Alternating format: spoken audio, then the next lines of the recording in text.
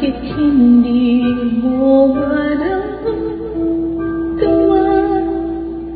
Ikaw sa akin ay mahalaga. Ako sa'yo'y kaibigan lamang. Paano nga ba't di ko matanggap?